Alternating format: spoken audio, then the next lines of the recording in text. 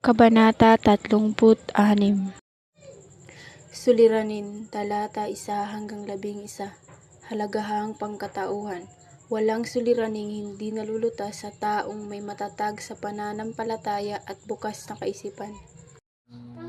Sa bahay ni Kapitan Tiago, walang ginawa si Maria Clara kundi ang umiyak pagkatapos ng mga pangyayari sa kabila ng paggalo ng kanyang tiyahin at ni Anding. Pinagbawalan kasi siya ni Kapitan Tiago na makipag-usap kay Ibarra hanggat hindi inaalisan ng ekskomunyon ng mga praile ang binata. Si Kapitan Tiago naman na abalang-abala para sa nalalapit na pagdating ng Kapitan General ay ipinatawag sa kumbento. Tahan na, hindi naman lubhang nasaktan si Padre Damaso, kaya tiyak ako nga alisan ng ekskomunyon si Ibarra kapag sumulat tayo sa Santo Papa at magbigay ng malaking limos, ang aliw ni Tia Isabel kay Maria Clara. Tama, ang salo naman ni Anding. Ako naman ang bahala upang kayo ni Ibarra ay makapag-usap. Dumating si Kapitan Tiago na malungkot at sinabi niyang nais ni Padre Damaso na sirain ko ang kasunduan na ipakasal si Maria Clara kay Ibarra. Kung hindi ko raw ito masusunod, sinabi ng mga pare na maparurusahan ako hanggang sa kapilang buhay. Sinabi kong may utang akong 50,000 piso sa kanya, ngunit tinanong lamang nila ako kung ano ang mahalaga. Ang 50,000 piso o kaligtasan ng aking kaluluwa. Hay, Isabel!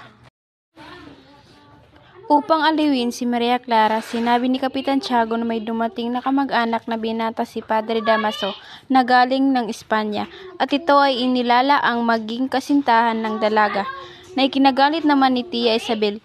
Sinabi niyang hindi pagpapalit ng damit ang pagpapalit ng kasintahan.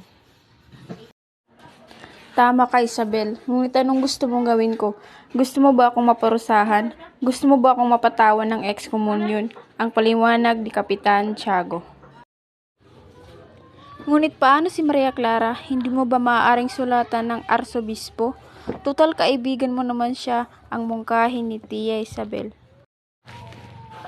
Praile rin ang arsobispo kaya tiyak akong kakampihan niya ang kapwa niya praile. Ngunit huwag kang mag-alala, anak, dahil darating ang general at hindi kanya dapat datnan sa ganyang kalagayan. Kung tutuusin, higit akong sawimpalad kaysa sa iyo, ngunit hindi ako umiiyak ayon kay Kapitan Tiago. Tinugtog ang marcharil, ang hudyat ng pagdating ng general. Nagkulong sa kanyang silid si Maria Clara at tinangka niyang magdasal. Ngunit pumasok si Tia Isabel at sinabi sa kanyang nais siyang makita ng Kapitan General. Tia, pakisabi na lang po na ako ay may sakit, ang pakiusap ng dalaga. Ngunit isusubo mo ba sa kahihiyan ang iyong ama? Ang pilit ni Tia Isabel. Tumindig si Maria Clara at nag-ayos ng sarili.